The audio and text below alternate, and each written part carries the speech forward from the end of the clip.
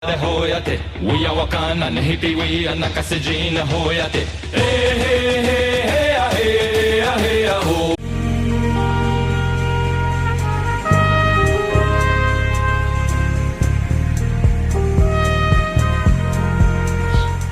En otras palabras, lo único que haces es como encender una flama ahí. Lo que hacía esta tecnología era juntar a las personas con una forma de entender y una forma creada por la misma libreta de, digamos, tratar con el mundo. Pero ninguna que el diseñador de la libreta, o sea, yo, pudiera controlar. Yo no puedo controlar a nadie que haya usado la libreta. No puedo hacer, es más, podrían conspirar y destruirme y lo que quisieras, y yo no podría hacer nada por ello. El gran fallo de las tecnologías mentales y estructurales es que siempre tienden al control total. Cuando tiendes al control total, pues ya sabes, si tú le dices a un niño, acércame esa botella, ¿a dónde? El control total es imposible por muchas razones. Por tanto, es ridículo y es algo que como gobiernos, por lo que sea, nunca se debería de buscar.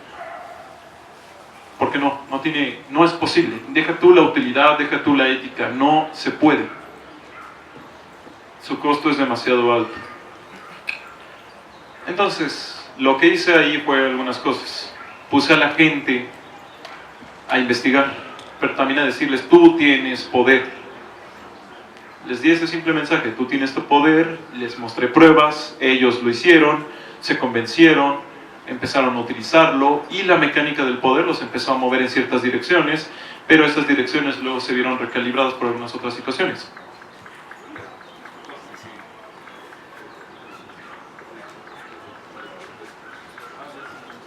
Me dicen lo de preguntas y respuestas y le digo que ya se intentó, no quisieron.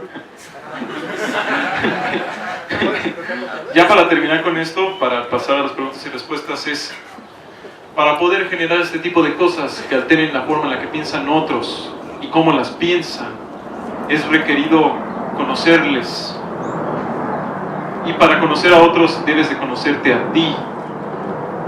Todos los desarrollos que he podido hacer en técnicas de manipulación y antimanipulación, que en este momento no me he podido extender más con ello, no las he desarrollado pensando en otros, las desarrollé pensando en mí.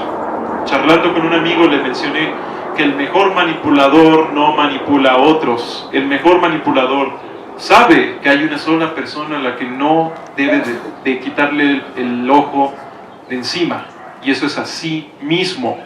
Porque de nada sirve que tengas las mejores estrategias de manipulación, un conocimiento avasallador, si tú no eres capaz de moverte o de dirigirte a ti en una dirección. Será como si tuvieras un vehículo exageradamente rápido, pero lo manejaras a ciegas. He visto a manipuladores muy inteligentes caer como moscas. Por eso. Porque no saben a dónde ir. No saben en realidad lo que están haciendo. Solo hacen por eso lo que les decía hace rato. Diversión. Porque qué padre es meterle a alguien ideas en la cabeza, ¿no? Qué padre es mostrar que tengo poder. Terminan cayendo porque en realidad están ciegos. Y eso nos lleva a otras técnicas más sublimes, pero se las dejo para otra ocasión. Ahora sí vamos a las preguntas y respuestas, lo quieran o no. Adelante, por favor. Yo quisiera preguntarte, ¿tú qué opinas de lo que llaman la generación copito de nieve? Ok. Sin duda somos más sensibles porque se nos ha enseñado a todos que somos muy especiales. A todos se nos dice, oye, tú eres especial, viejo, muy especial. Y digo, no está mal decirle cosas buenas a la gente. Es mejor que decirle que son basura y escoria, ¿no? Pero cuando no hay nada que pueda quebrar eso, cuando no hay ningún indicio, o sea, cuando nunca le dices a alguien que puede encontrar problemas o puede fracasar, puede llevarse a un extremo de algo llamado síndrome de Hybris. Síndrome de Hybris se ha experimentado en personas que han visto, que nunca han tenido un problema en su vida y por tanto son incapaces de medir los riesgos. ¿Saben cómo funciona nuestro aparato de gusto para que no muramos envenenados? Las cosas agrias, las cosas que saben feo, normalmente no las digerimos o son venenosas. Por eso no coman brócoli, no es cierto, sabe muy rico. De hecho, sabe feo porque tiene una pequeña toxina, pero no es letal. Pero nosotros no podemos saber si no es letal, solo sabemos que es una toxina. Lo mismo con la vida misma. Necesitamos saber que hay riesgo, necesitamos probar lo feo para poder saber que hay algo bonito, si se lo puede decir de algún modo u otro. Cuando se hace una negación del mundo negativo para que todos vayamos hacia lo positivo, se pierde toda identidad, todo límite. De hecho, ni pierden sentido esas palabras. Totalmente pierden sentido. No existe ni lo malo ni lo bueno, porque qué es bueno y qué es malo. O no, mira, golpeaste a toda esa gente, llevas 20 años en borrachera, pero nadie puede ser tan malo, viejo, ¿no? Decía Bárbara Ehrenreich en su libro Sonríe o muere, que hoy día decir estoy enfermo públicamente es como decirle a la gente no sirvo. Y la gente, como decía Eduardo Galeano, la ética de este siglo condena más el fracaso que la injusticia. Nada le va a doler más a la población en general que le digas son unos fracasados a que les digan los oprimen. Sí, pasa carnal, así esa es la vida. Pero eres un fracasado y oye viejo, ¿qué te pasa? ¿Qué demonios me estás diciendo? No soy un fracasado. Eso termina generando todo tipo de consecuencias, como que la gente de algún modo u otro se mantiene en una inmovilidad, una prisión del presente, un presente eterno. Nunca se acaba el presente porque el presente es cuando se puede hacer. Mucha gente, muchos adolescentes con los que me he topado tienen la fantasía de morirse a los 27 años, de nunca llegar a viejos. ¿Por qué? Porque no quieren lidiar con lo que hayan o no hayan hecho en esta edad, con la fantasía de que eso es libertad. Pues no. A ver, otra pregunta. ¿Cuál es el fin de tu canal? ¿Qué es lo que buscas? El canal es solo un escalón más en algo mucho más grande que busco, pero lo resumo en términos románticos y nada técnicos. Solo busco un mundo mejor. Si lo pongo en términos técnicos, eso sería peligroso. Adelante. Bueno, esto va referente a algunos videos, como una mezcolanza de los videos, digamos, el último de una hora que hiciste con algunos colegas sobre Una sociedad enferma. exacto, la sociedad del cansancio y referente a los del amor que has hecho, amor en tiempos de posmodernidad. Bueno, a una mezcolanza, ¿no? ¿Cuál creerías tú que sería una manera, digamos, exacta de vivir, o sea, refiriéndonos a eso, a esos temas, respecto también a la ropa, o sea, digamos, el hecho del consumismo, a la alimentación, o sea, eso, refiriéndonos a eso, una manera correcta de, digamos, de vivir. Ok, me dice, pues, una manera correcta de vivir. ¿Cuál es la manera correcta de vivir? Yo les diré algo, yo no la sé. No tengo idea. Pero, ¿por qué? Porque es correcta ¿para qué? ¿Para quién? ¿Para cómo? Normalmente la idea de normalidad viene de la palabra norma, regla, vaya.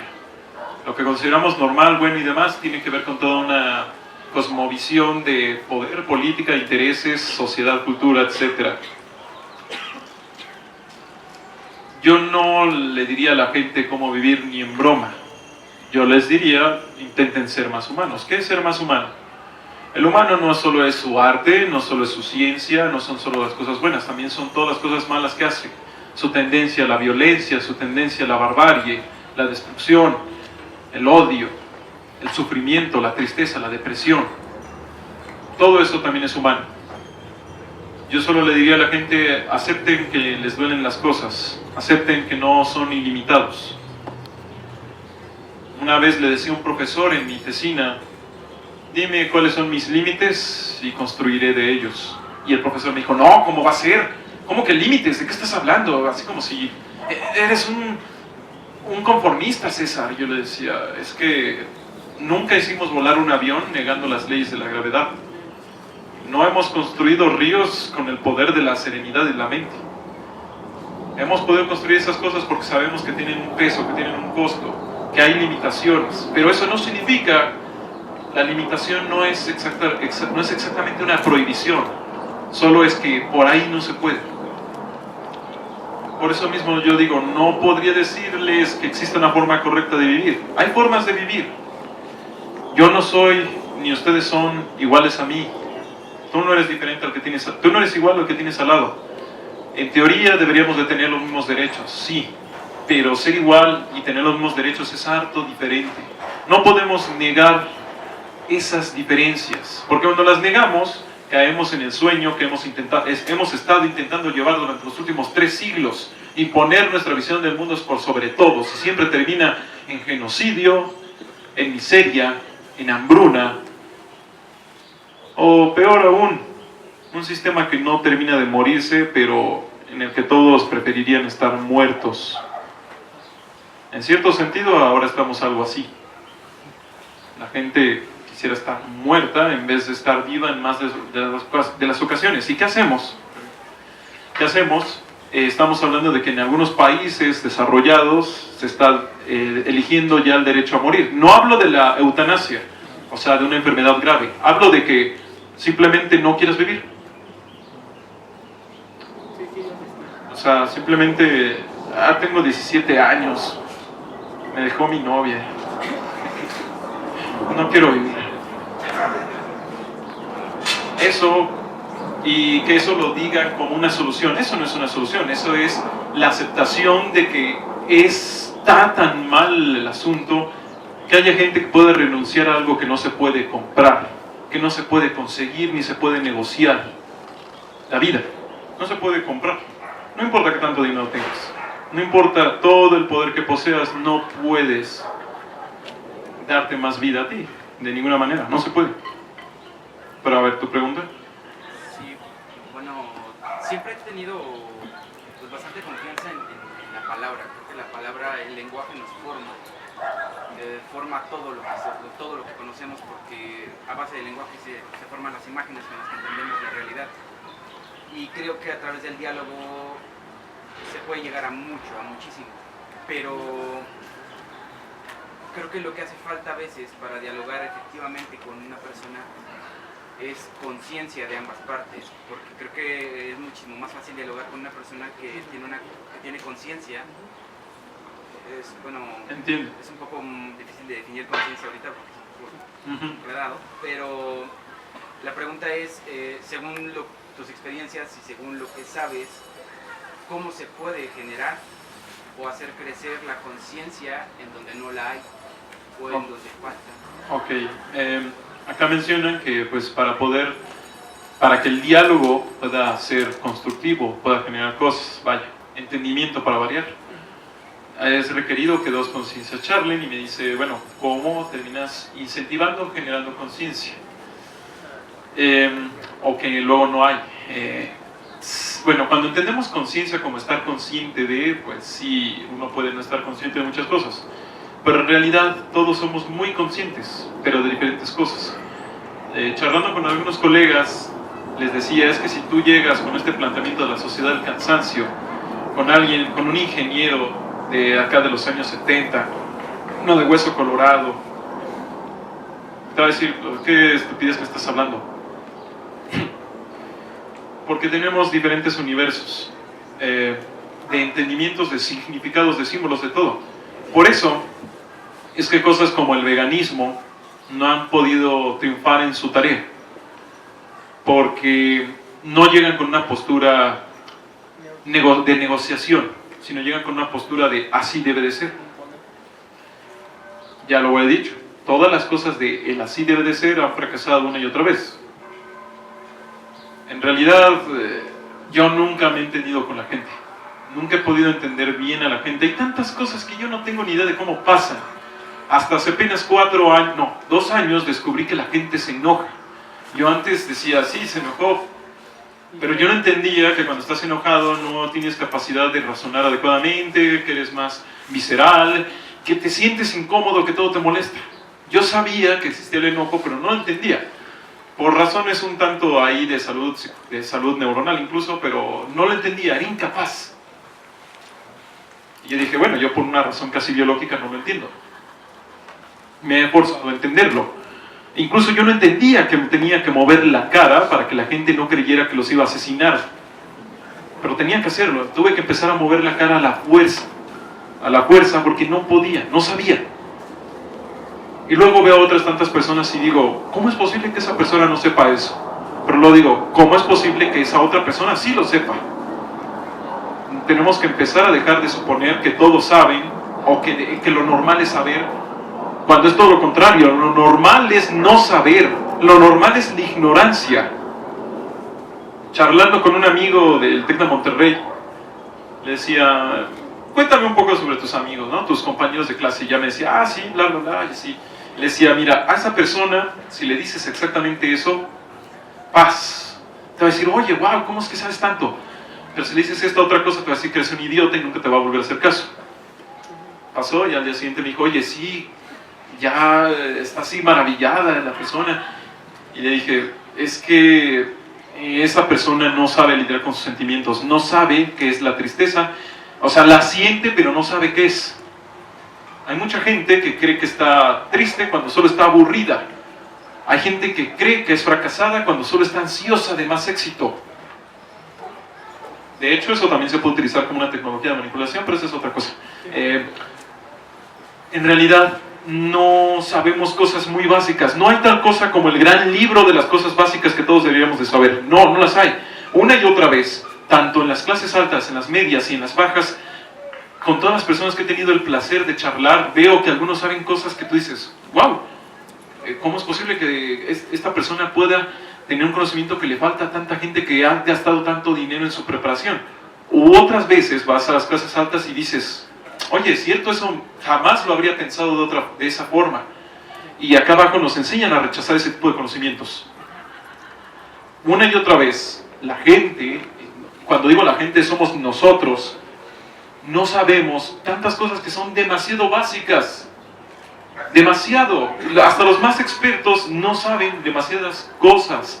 Fui a un examen, fui a un examen profesional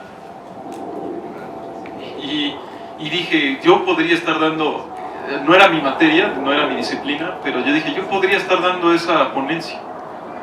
He ido a otros lugares donde hablan expertos y todo eso, y yo digo, yo podría hacer eso. En realidad no está diciendo gran cosa, solo está diciendo cosas exageradamente básicas, pero que suenan bien. ¿Cuál es la diferencia? ¿Cómo podemos saber que sabemos? Esa es la pregunta. Yo no sé si sé, yo no estoy seguro de ello. Peleo todos los días para intentar saber un poco, porque solo en todos estos años, la única cosa con la que he podido reventar barreras es con eso, con el saber. Hablaba con un amigo y decía, quien nace al lado del muro, de un muro de contención, cree que ese muro es una pared, que ahí debe de estar. Yo decía, yo igual y se me hace fácil, ¿no? Veo algunas dificultades socioeconómicas y tantas cosas como un muro más a saltar, porque, digamos, entre comillas, poniéndolo en esta metáfora de las clases sociales, yo nací bastante lejos del muro y caminé y me arrastré hacia él, luego salté varios muros, y en cada nuevo muro que encuentro veo a gente viviendo al lado del muro y diciendo, es que esa es la pared, aquí se acaba el mundo, ya de aquí ya no hay más. Y digo, no, como de que no, todavía hay más, desde lejos se alcanza a ver, ¿no? Pero no puedes ver ese lejos porque no has escuchado o fetichizas. Haces un fetiche del que menos tiene o del que más tiene. El que más tiene es siempre malo y el que menos tiene siempre bueno. No generas entendimiento, generas mundos aquí adentro que te hacen creer que ese es el mundo. Tú no estás viendo el mundo, te estás viendo a ti, ya lo decía, me parece que Kant. No vemos al mundo, nos vemos a nosotros. Por eso, en cierta medida, es una especie de batalla entre no ser y ser. Porque para poder entender al otro tienes que dejar de ser un momento, tienes que dejar de preocuparte por tus propios asuntos, por tus propios problemas y decir, ok, quizás yo no entienda tus métodos, pero entiendo tus motivaciones. ¿Por qué? Porque pues, es más sencillo entender el mundo desde mí que entenderlos desde ellos. Porque cuando entiendes desde ti, tú siempre estás bien, tú siempre eres correcto, eres el más listo, el más bello, el más adecuado, el correcto. Cuando lo entiendes desde ellos, te das cuenta que hay mucho en lo que lo haces mal, que te estás equivocando. Requiere hasta cierto punto una especie de rechazo al ego, hasta cierto punto, porque no puedes perder el ego. Es imposible dejar de ser uno mismo. Pero sí se puede rechazar hasta en muchos sentidos, es decir, por una vez voy a dejar de pensar en lo que es mejor para mí para pensar en lo que es mejor para esa persona o para todos. Esto podría entrar lo que se conoce como el sesgo de actuar observador y las atribuciones que uno va a hacer desde su postura observando que viviéndolo, ¿no? Así es, el sesgo del observador, aunque también existe en todas las disciplinas científicas y filosóficas. Desde donde yo los veo en este momento, pues, vaya, ustedes solo ven a un sujeto, yo veo a muchos. Ustedes no tienen tanta presión sensorial, solo hay un punto de atención, yo tengo cientos, bueno, no sé cuántos, no os puedo contar en este momento, bueno, podría intentarlo, pero no lo voy a hacer. Es muy diferente, la experiencia es muy diferente. Mi pregunta es, sin ánimo de menospreciar a nadie ni decir que nadie es tonto, ¿no tendrá también que ver el hecho de no comprender al otro con alguna cuestión biológica, química? Porque, por ejemplo, yo tengo una gemela, entonces a través del tiempo yo he crecido, digamos, como en ciertos tipos de entendimiento de la vida, de cosas familiares, vamos, porque ella también es licenciada y tiene su actividad y todo. Pero en estas cuestiones como más humanas o de darte cuenta de ciertas cuestiones del mundo de mecánicas, de la vida, etcétera, yo he ido como creciendo y ella se quedó aquí. Sin embargo, yo en una ocasión le comentaba a uno de los doctores que si a veces ese egocentrismo, ese egoísmo, esa manera de hacer las cosas para lastimar a los demás, e incluso para lastimarse a sí misma, no sé, desingerir muchas cosas, etcétera, etcétera. Que si no, o sea, por ejemplo, iras descontroladas, que si no tenían que ver con Una cuestión biológica. Pues no tanto biología, no tanto biología, pero por una lesión. Ok, mira, entiendo. Y me decía el doctor que se podría investigar si de manera, que si de alguna manera, digamos, las fosas lastimaron su corteza cerebral, entonces era un problema cortical. Entonces, Entiendo. Bueno, todos somos diferentes. sobre las diferencias biológicas en la inteligencia.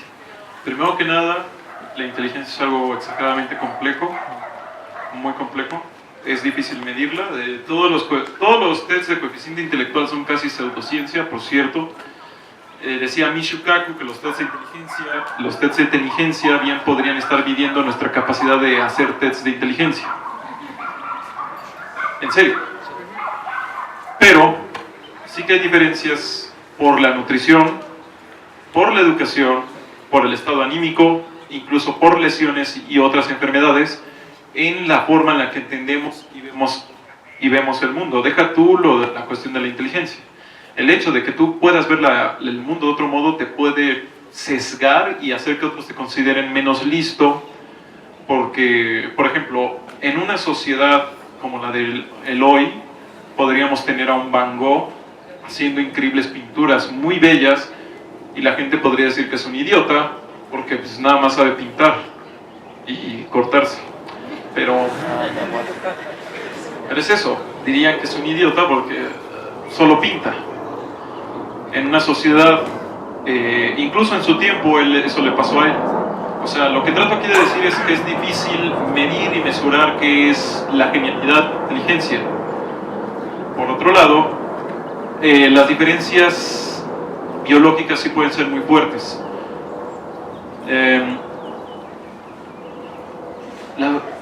Las personas que sufren desnutrición crónica en los primeros 6 años de su vida, su cerebro no se termina de formar bien. No sé si han visto esas clásicas películas ahí de tipo Gattaca o El libro de un mundo feliz, donde un cambio genético genera de que se crea una clase social de inferiores genéticos y superiores genéticos. En cierto sentido, sin la presunción de la superioridad, nada de eso, existe eso en la actualidad. Los niños a los que los matan de hambre desde niños, prácticamente es como estar en modo difícil, ¿no? Tu cuerpo, tu mente, todo es menos potencia. Y lo digo yendo con un amigo a una universidad bastante buena y reputada del país. Le decía, vaya, es que veo las diferencias tan amplias desde la facilidad de nuestros cuerpos. Yo le dije a mi hermano, no importa qué tanto éxito pudiésemos tener en vida, hay algo que no podemos comprar: un cuerpo de rico. Nuestros cuerpos ya tienen por lo menos 18 años de malnutrición, 18 años de trabajos forzados. Bueno, forzados sí a veces, pero no siempre, fueron muy menos. Digo, si no trabajábamos no comíamos, pero bueno, ustedes me entienden, ¿no? Nuestros cuerpos, nuestras formas de ver las cosas, todo. Mi hermano tuvo apenas su examen profesional y solo falló en una cosa, en una pregunta. Todo lo demás lo hizo increíble. Solo falló en una cosa, y eso es: ¿cuánto cobrarías? Él estaba pidiendo una suma increíblemente menor a lo que normalmente tendría que pedir. Eso solo para hacer una pequeña contextualización. También miembros de mi familia nunca habían visto el queso en sus vidas. Dice mi madre que la primera vez que vio un queso en un refrigerador, ella trabajaba de ama de casa, bueno, ahí limpiando a otros, creyó que era como leche podrida, pero nunca había visto un queso en su vida. Nuevamente, cuando fui a esa universidad, veía esas diferencias tan brutales en el cuerpo, en todo. Simplemente no importa qué tanto éxito pudiese yo tener en la vida, nunca voy a poder comprar 18 años de una buena nutrición, o de menos trabajo, o incluso de dignidad. La dignidad no tiene un costo, es invaluable. Si tú a un niño lo pisoteas, lo insultas y lo ninguneas, por mejor que le vaya a ir en el futuro, eso le dejará marcado toda su vida. Si tú a un niño lo envías a la escuela desnutrido, o incluso bien nutrido, pero en un entorno familiar violento, no tiene sentido. Probablemente nunca logre desarrollar todo lo que puede desarrollar. Es bien chistoso, porque he hecho como 4 test que dicen que soy un genio, pero otros 3 que dicen que soy un completo idiota. La palabra idiota se utilizaba en los años 60 para referir a una persona de un coeficiente intelectual del 70 al 80. El promedio es 100. O sea, alguien mucho menor mentalmente hablando en estos términos. Los que salieron en los que yo era un idiota, me los hicieron en la escuela. Le dijeron a mi familia que su hijo nada más no va a esforzarse y nunca va a lograr absolutamente nada. Nada de nada. Ahí lo que pasaba es que ni siquiera sabía hablar. Aprendí a hablar bien como hasta los 6 años y medio.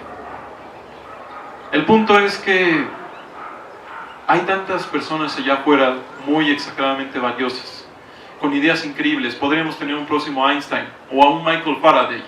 La historia de Michael Faraday es muy hermosa, aunque terrible. Es hermosa porque hay un trasfondo horrible. Era una persona pobre, que nunca pudo estudiar matemáticas y aún así es un prócer de la física.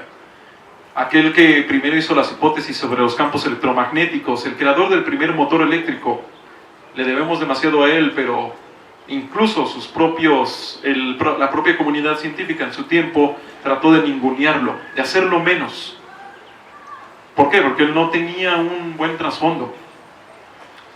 Lo vuelvo a reiterar, es muy fácil caer en un error de cuánto vale o no una persona, de su conocimiento y de todo su potencial. Pero es que eso ni siquiera lo podemos saber. Es exageradamente complejo. Toda nuestra educación, todo nuestro sistema reposa bajo la idea de que unos merecen y otros no. Ok, quizá, pero ¿cómo mides quién merece y quién no, según tú? Y ahí es donde entra el error definitivo y más grave de nuestro sistema, que no podemos medir. Podríamos acabar en 10 años con toda la humanidad, o al menos la mayor parte de la humanidad, explotando uno de esos tantos problemas. ¿Qué cosas no puede medir nuestro sistema? Bueno, hace 40 años no podía medir el cambio climático. Fue hasta que alguien dijo, oigan viejos, se está inundando más que de costumbre, que se empezó a medir casi. Bueno, de hecho fue porque nos estábamos envenenando por plomo, porque la gasolina tenía plomo, y unos científicos salieron a decir que no, que el plomo es muy bueno, no pasa nada, pero un solo científico se negó a decir, no es cierto, nos vamos a morir si siguen con esto. Toda esa comunidad científica dijo no, porque había dinero de fondo, había intereses de fondo. Si ese sujeto, si ese científico hubiera fallado, tendríamos cuotas de esterilidad masiva, tendríamos muchos no hubieran nacido, y tendríamos un deshielo todavía mayor. Pero aún más importante, en 1989 o 92, no estoy seguro, quizá el 91, un solo hombre evitó el fin del mundo. En aquella noche, las alarmas de la respuesta temprana para ataque nuclear de la Unión Soviética empezaron a sonar, y este sujeto solo tenía que mandar lo que le habían dicho que tenía que hacer. Oigan, estamos recibiendo un ataque, procedan. Y no lo hizo, por algo que él llamó sentido común. Él dijo, no, yo no pude hacerlo, dije no. Ahí está, dije no, eso no es real. Y no lo hizo. Y por esa razón se evitó una guerra nuclear. El hecho de que toda la humanidad en varias ocasiones haya dependido de una sola persona no es algo heroico, es una cuestión increíblemente peligrosa. Porque la próxima vez, cuando esa persona no elija bien, se acabó. Por eso se los digo, es más fácil de ver. De hecho, si quieren destruir el sistema no es tan difícil, solo tienen que dejar que siga ahí como va. Yo tenía la duda de cómo un líder debe de tratar a sus empleados para que funcione una empresa o un país. ¿Cómo un líder debe de tratar a sus empleados para que funcione una empresa o un país? La forma más sencilla es hacer que tus empleados se vean beneficiados del éxito de tu empresa. Porque si ellos se ven beneficiados del éxito de tu empresa, tienen que buscarlo para que ganen ese beneficio. Eso se llama teoría de la elección racional, es en economía. En otras palabras, las personas buscan, esto sonará una teoría loca, buscan el mejor beneficio para ellos mismos. Si tú te las arreglas para que tu beneficio sea el beneficio de los demás, ya está listo. Solo tienes que convencerlos un poco, pero eso ya no es tan difícil cuando empiezan a ver los resultados. En las cosas en las que es difícil medir el beneficio, es ahí donde entra la dificultad. Es ahí donde surgen un montón de ideologías que muy difícilmente van a tener éxito cambiando las ideas de las demás personas. Porque no tienen una forma de decirle a los demás, oye, sí, es lo mejor para ti. Por ejemplo, esto del cambio climático. Hasta que Estados Unidos no empezó... Ya se acabó la pila.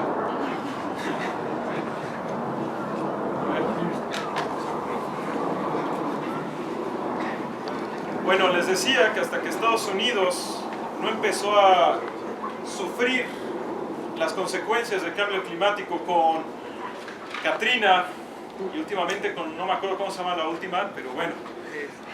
El niño, ¿no? Es que no empezó a importar, no, el niño es otra cosa, es diferente, es un fenómeno que de hecho destruyó civilizaciones. Y de hecho se ponen a revisarlo, lo que destruyó a varias civilizaciones fueron cambios climáticos.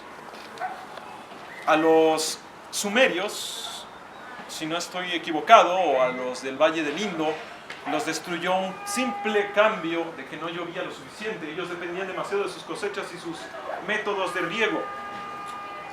Todo eso fracasó y se murieron. Algo que desprende siempre en las civilizaciones es que nunca creen que se vayan a acabar. Ellos siempre creen que son los definitivos, así como nosotros.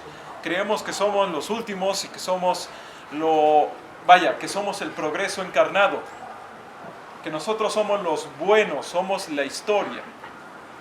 Les vuelvo a reiterar, los romanos escribían también la historia y eso nos salvó de que ellos mismos plantaran su destrucción. Y con esto del plomo, es como curioso porque ellos también se envenenaron con plomo porque construían sus ánforas con eso, plomo. Lo que bajó sus niveles de fertilidad y otras tantas cosas más. Nosotros con nuestra gasolina durante un rato nos estuvimos envenenando con plomo.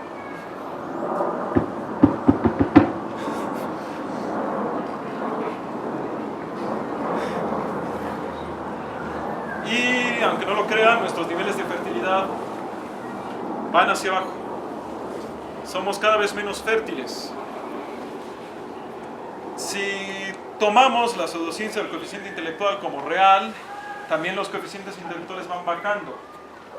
Muchas cosas más están mostrando que hemos sido tan buenos domesticando animales que terminamos domesticando al animal más importante para nosotros, no al perro. Sí es muy importante, pero no en este momento. Nosotros mismos estamos domesticándonos. Nos hacemos más suaves, menos preparados, menos, digamos, rápidos. E incluso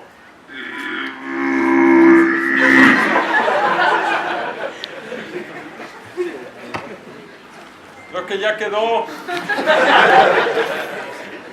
incluso completamente poco preparados para la idea de que nuestro sistema pueda no funcionar. El 19 de septiembre de 2017 hubo un temblor que paralizó completamente la ciudad. Ahí está, ya. Hubo un temblor que paralizó completamente la ciudad. En ese momento, la gente de la ciudad descubrió qué es lo que pasa cuando esta gran tecnología llamada ciudad deja de funcionar parcialmente. Si dejase de funcionar totalmente, la verdad es que la mayoría de nosotros terminaríamos muertos en 2 semanas. En 2 semanas. ¿Por qué estamos decayendo? Biológica y quizá culturalmente. Y quizá culturalmente. ¿Por qué estamos decayendo? No lo sabemos, pero quizá tenga que ver con el asunto de algo que no podemos medir. Y por tanto, como no lo podemos medir, no existe para la filia de los números y la técnica. Porque quizá no estamos decayendo, sino de hecho estamos siendo tan eficientes y tan buenos, que es lo que no... ¿Cómo se los planteo? A nosotros no nos importa la cuchara porque se vea bonita o porque tenga sentimientos, no. Nos importa la cuchara porque sirve para algo. Hoy mismo los humanos importamos porque servimos para algo. Por tanto, se mide esa funcionalidad como el valor total de la civilización. Si las personas sirven para algo, el mundo está bien. Sería ridículo creer, pues, que seguiríamos desarrollándonos personalmente, individualmente, y luego en grupo, y luego en nación, si lo único que nos está importando es producir cada vez más y mejor, y consumir cada vez más y mejor. Sería ridículo, porque, lo vuelvo a reiterar, no lo podemos, si no lo medimos, no existe. ¿Cómo mides la dignidad humana? ¿Cómo mides la felicidad? Quizás no podemos medir la felicidad, pero sí se puede medir que para 2060 la Organización Mundial de la Salud, la primera causa de muerte va a ser el suicidio. ¿Y saben qué cosas estamos haciendo para parar el suicidio? Verlo mal, así decir, muy malo, no ocurras. ¿Por qué? Porque sabemos que las cosas que generan esto de suicidio es la desocupación. Cuando el desempleo sube 2 puntos, el suicidio sube un 8%. Lo vuelvo a reiterar, con la crisis de 2008 eso pasó. Mucha gente lo perdió todo y se suicidó. Pues qué mal por los jóvenes. Pero los que ya trabajaron, pues mejor, menos gastos para todos nosotros, ¿no? Lo vuelvo a reiterar, si no podemos medir, es prácticamente no existente para la civilización presente. Si no se puede medir la dignidad, o mejor dicho, si no se puede encontrar evidencia alguna de ella, es como que no existe. Así que es hasta lógico que estemos decayendo, porque eso es lo que queremos. Servimos para unas cosas unos años y luego, pues, ojalá y te mueras. A ver, ¿tú no has participado? Sí, así adelante. Para empezar, gracias por tus videos, por publicidad de este canal, porque yo no sé si algunos aquí presentes no teníamos ese tipo de apertura de conocimientos que teníamos antes, y pues gracias a ti y a tu canal pues ha cambiado nuestra perspectiva sobre el mundo. Y bueno, mi pregunta es, ya regresando a lo que habías dicho o sea, el canal es un escalón, pero ¿cuál es el propósito? Ya lo había dicho, términos completamente románticos, pero nada técnicos, es como lo mejor. No puedo decir eso, es muy peligroso. ¿Presidente de la nación? Un secreto es un cofre. El cofre puede estar vacío, pero el simple hecho de que exista un cofre en una habitación le da un valor increíble. Solo diga que quieres dominar el mundo y ya.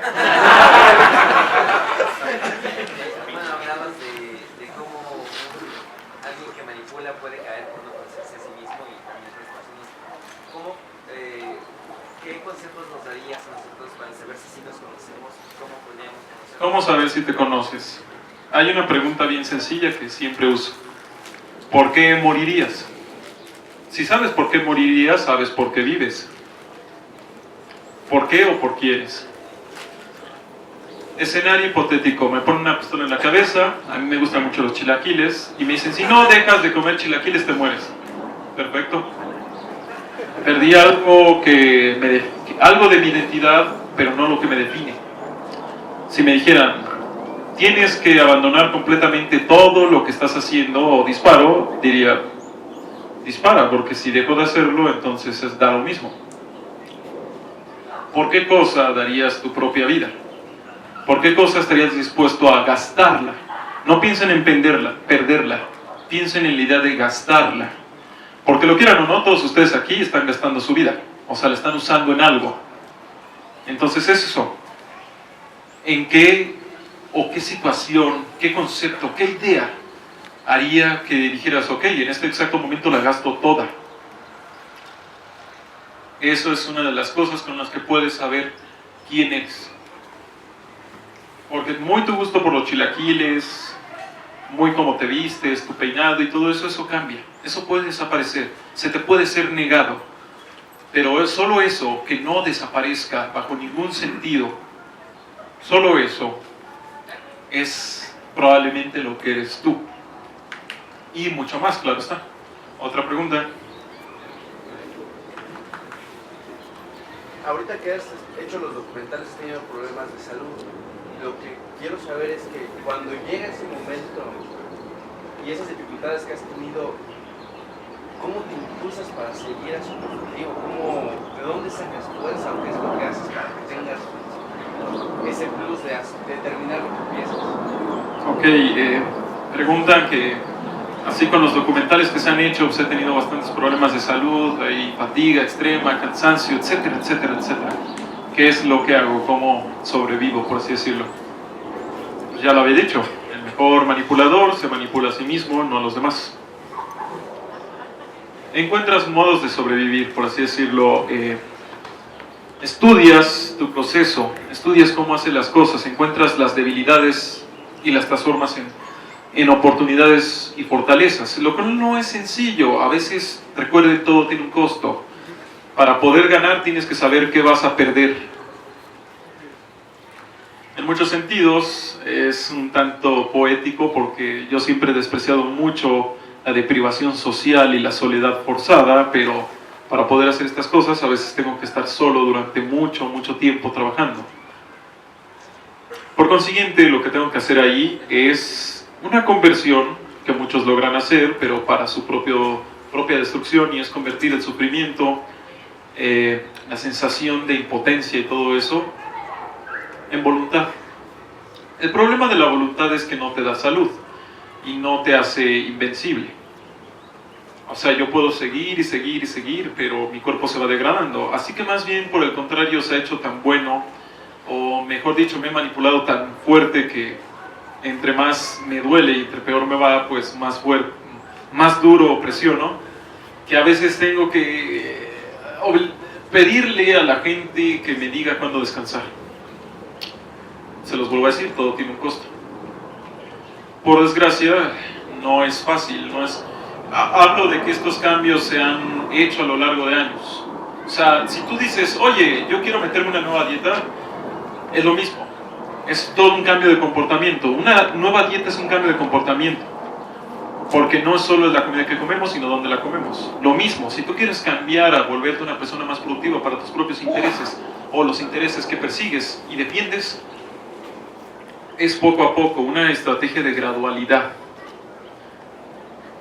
No podría explicarles una a una las cosas que he hecho para disminuir o incluso a veces acrecentar el dolor en algunas cosas, porque estar completamente sedado es peligroso. Usamos el dolor para medir qué tanto daño estamos experimentando. Yo he conocido gente que deja de sentir emociones dañinas y solo las positivas, y eso es lo que los termina condenando. ¿Por qué? Porque no saben el daño que le hacen a los demás ni el daño que se hacen a ellos mismos. Así de simple. ¿Otra pregunta más? Hace un momento mencionaste la palabra un mundo mejor. Entonces, ¿cómo buscas equilibrar para no llegar a esos extremos que mencionas, ¿no? Como la felicidad, el mundo feliz, que por lo general los medios de comunicación buscan topar, pero el otro extremo es lo que mencionas, el suicidio, el pesimismo. ¿Cómo buscas mantener ese balance sin que ese ideal se contamine gradualmente? Porque el entorno tiene ideas muy variadas. Dejo que se contamine. Todo sistema demasiado cerrado perecerá. Todo sistema demasiado abierto perecerá. Por simple, nuestras células funcionan así. Se abren y se cierran, se abren y se cierran. Yo podría elegir, ahí la elección son dos cosas, tener la razón o estar en lo correcto. Si yo callo a los demás y siempre me invento aquí las mejores formas y modelos ideales, yo siempre tengo la razón. Pero podría estar equivocado siempre teniendo la razón. Si yo quiero estar en lo correcto, entonces yo debo de tener la capacidad de decir, me equivoqué. Estaba mal. Por más doloroso que pueda ser, el primer paso de la investigación es la honestidad con uno mismo. Decía Friedrich Nietzsche que él dice, yo he conocido a muchos hombres que mienten, pero en realidad de todos ellos que mienten, pocos le mienten a los demás. La gran mayoría se mienten a sí mismos. Todos nosotros también tenemos una puja interna y es un pastelito, no voy a engordar por un pastelito. O tú lo hiciste, pero como tú no eres como los demás, estuvo bien. Desde que empezamos con esas cosas, desde esa deshonestidad interna, es imposible lograr congruencia.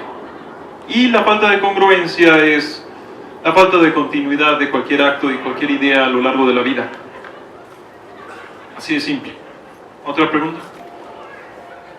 Hola. Pues es entre pregunta y una respuesta. Bueno, hace unos días vine a la Ciudad de México también, somos de Guadalajara, por si hay alguien aquí. Bienvenidos. Y pues fue la experiencia de Bjork Digital, es un programa que presentó Bjork, sí, en realidad virtual. Después del foro asistieron pues personas que habían programado como todo el evento, personas de aquí de México, etcétera. Y bueno, no sé si alguien ha estado en realidad virtual, pero fue la primera vez que yo lo hice y me pusieron el casco y es ver toda una presentación. Entonces llega un punto en el que tú estás tan sumergido en esa realidad porque tu vista y tu oído está concentrado en eso. Nos quitaron el casco y yo de verdad me quedé como... Coño. Yo estaba dentro de esa realidad y de repente regresé como a nuestra realidad y tuvimos todo un debate, bueno, tuvieron un debate de cómo afectaría o beneficiaría a las personas la realidad virtual. Pusieron un ejemplo de una persona que tú te pones el casco y eres oficinista, entonces estás tecleando, pero la realidad virtual en vez de tener 10 dedos, tienes 20. Y por algún mecanismo los puedes mover. Y cuando regresas, es como, cuando regresas a la realidad, ¿qué pasa con esa sensación o con tu... Se llama dolor fantasma. Ajá, algo así. Cuando una persona pierde un miembro, le sigue doliendo. Lo sigue sintiendo, siente cosquilleos. Se llama dolor fantasma porque el cerebro no ve la realidad, la recrea. Si yo empiezo a decir y no terminé la oración, ustedes estaban esperando a que la terminara. El cerebro termina la realidad, dice, algo va a ocurrir después de esto. Tiene limitaciones y tiene potencias, pero en general el cerebro es una máquina muy curiosa, muy divertida. Completa más de lo que entiende. Hay muchas cosas de realidad virtual que ya existen y están en una de ellas, es la ciudad, ya lo había dicho.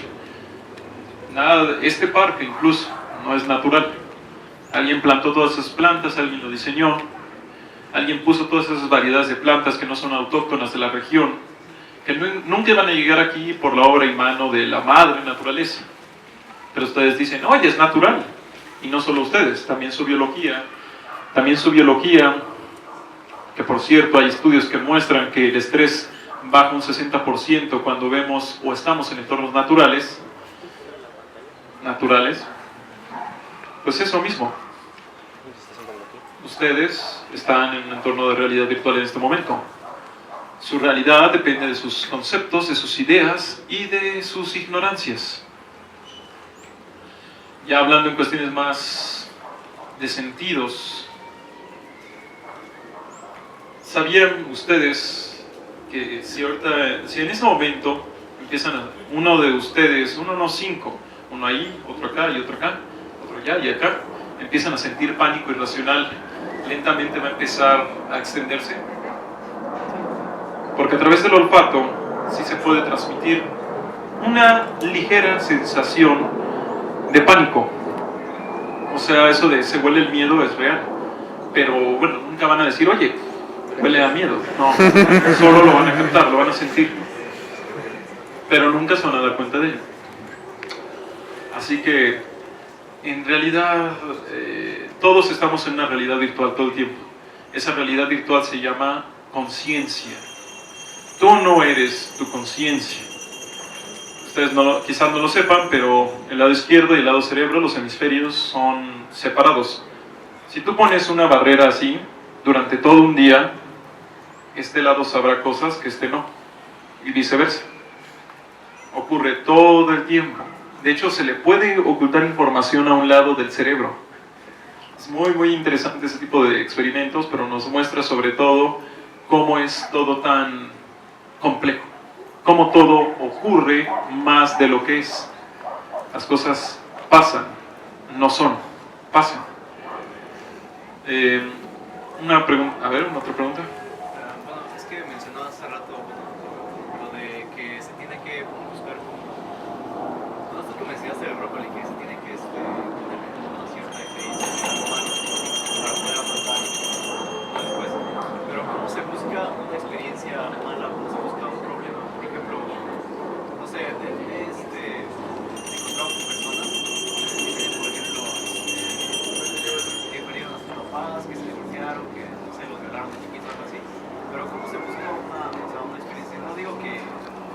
o sea, quiero experimentar dolor, que le diga, oye, golpeame, quiero experimentar. Sí. ¿Cómo afrontar lo inesperado? ¿Cómo afrontar lo inesperado? Hay muchos métodos para afrontar lo inesperado. Una es teniendo protocolos. O sea, de hecho esperas que algo inesperado vaya a ocurrir. Así que traes un botiquín, tienes reservas de comida, no sabes para qué, pero ahí están. O por el contrario, te haces de conocimientos de medicina, aprendes un montón de cosas que quién sabe si tendrán utilidad algún día, pero las aprendes porque quién sabe qué podría pasar. En realidad, pues, la idea de prepararse para lo inesperado es paradójica, no existe. No se puede. No te puedes preparar para lo inesperado porque entonces ya es esperado. Lo que puedes hacer es más bien tener el estado mental para lo inesperado. Eso es lo único que se puede hacer. Hay gente que cuando algo malo ocurre, se paraliza. Hay gente que cuando algo malo ocurre se empieza hasta a reír. El estrés se los devora, se los come vivos. Y luego están los que, sepan o no, terminan eligiendo qué va a pasar. Los que, ok, ¿qué pasó? Pues esto y lo otro.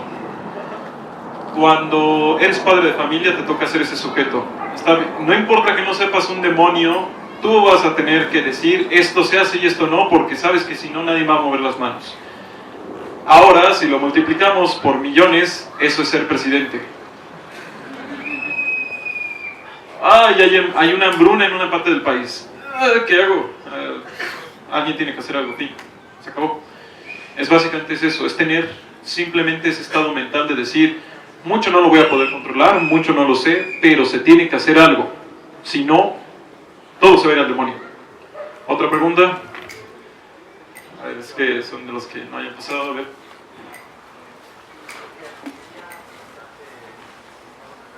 Un poco más alto.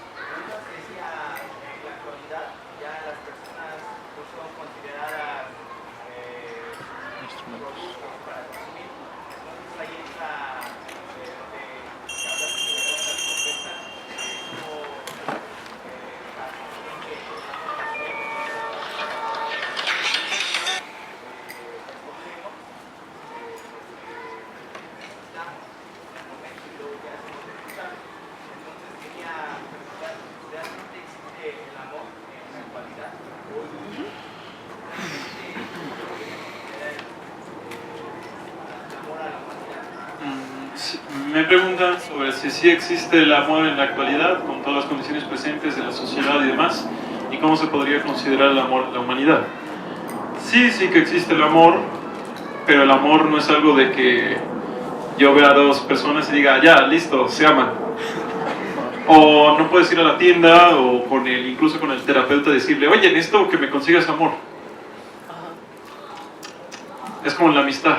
La amistad, así como el amor, ya sea a una madre, a un hermano, a un amigo o a una pareja, se hace, es un acto. El título está bonito, ustedes dos son novios, perfecto, pero ese título no importa un demonio si no se ama. Entonces, más bien que no exista el amor, si existe, si hay, todavía hay mucha gente que lo practica. Lo que hay son condiciones que son privativas para que la gente pueda amarse.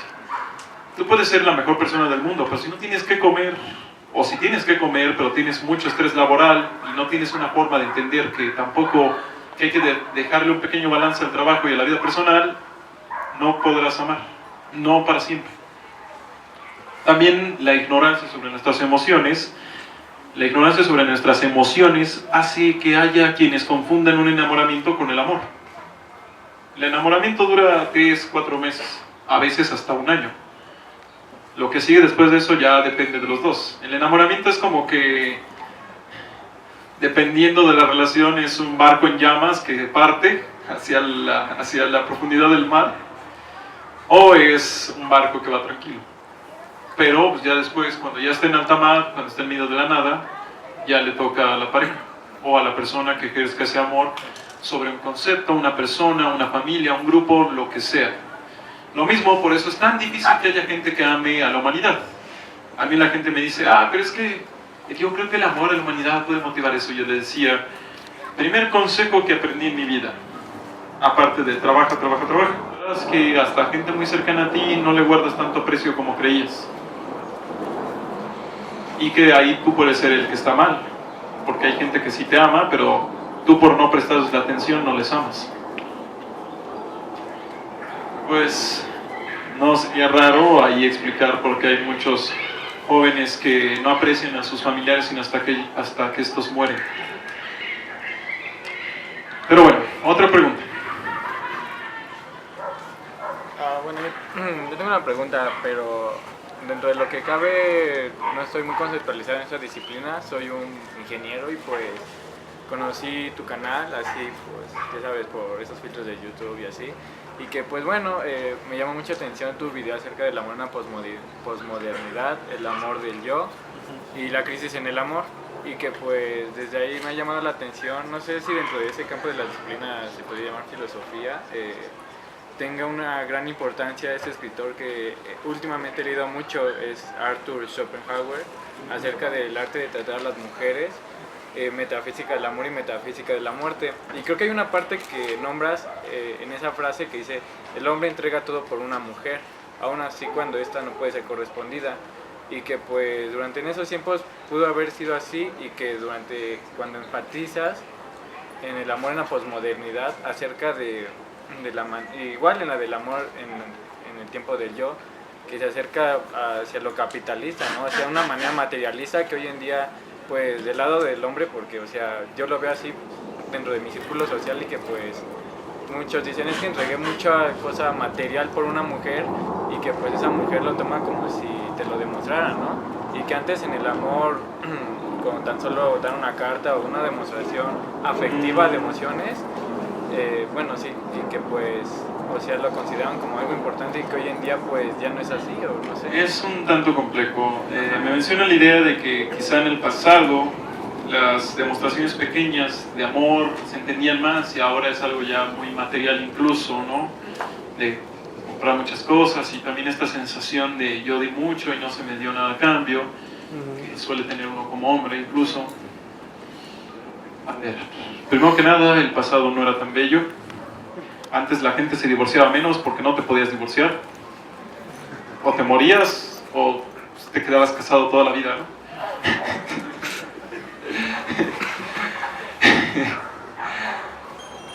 No era tan bello. Eso no significa que no tuviera sus cosas buenas, claro está. Tenía muchísimas cosas buenas de las que podríamos aprender, pero no aprendemos porque decimos, viejos retrógrados. ¿Quién sabe por qué? Un día nosotros vamos a ser viejos retrógrados y nos van a decir, y vamos a decir, ¿por qué no nos escuchan? Ya pasamos por ahí. Y van a decir, porque son unos viejos retrógrados. Y entonces entenderemos lo estúpidos que somos.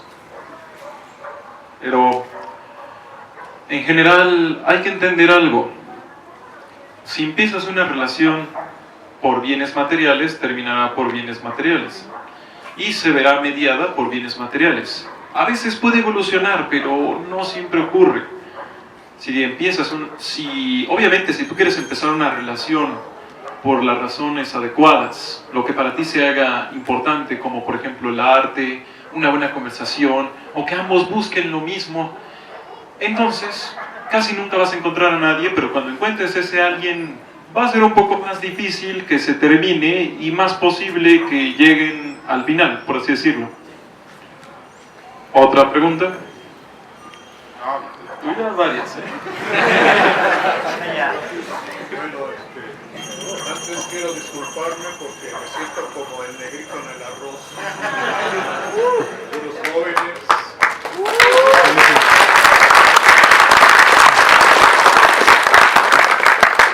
Gracias. Me mueve un poco la cuestión que hablan del amor. Es algo en lo que el ser humano no puede eludir, ¿sí? Te enamoras de tu perro, te enamoras de la gente, te enamoras de tu trabajo, qué sé yo. Pero ya del amor de una persona a otra, para mí son 3 pasos por los que se da. Ya dijiste uno. El primero es la atracción. Esa persona me atrae y me acerco, ¿verdad? El segundo paso es el enamoramiento, que es donde nos quedamos generalmente todos. Nos nos enamoramos de la persona. Pero aquí la cuestión del enamoramiento es que me voy a enamorar de lo que tiene de diferente de los demás, no de su cuestión física. ¿Sí? Si comparamos, pues hay otras mejores, ¿no? De enamorarme de esa persona, de lo que tiene de diferente de los demás. Y de esa diferencia de los demás, ver si comulgamos. Y si comulgamos, pues ya viene la otra etapa, ¿no? La entrega, el amor, el darte todo a cambio de nada, etcétera, etcétera. Me preocupa porque se sabe que hay muchos jóvenes que por amor se suicidan. Tú dijiste hace rato del suicidio. Me dio pánico que mencionaras esa palabra aquí, con tantos jóvenes. Me acordé de las estadísticas que nos dicen que en Japón hay un alto índice de suicidio de jóvenes por las exigencias del capitalismo a esos jóvenes, por desvirtuarlos y esforzarlos a alcanzar las metas del capitalismo que tal vez ellos no quieren. Y como se sienten en desventaja, viene el suicidio. Gracias.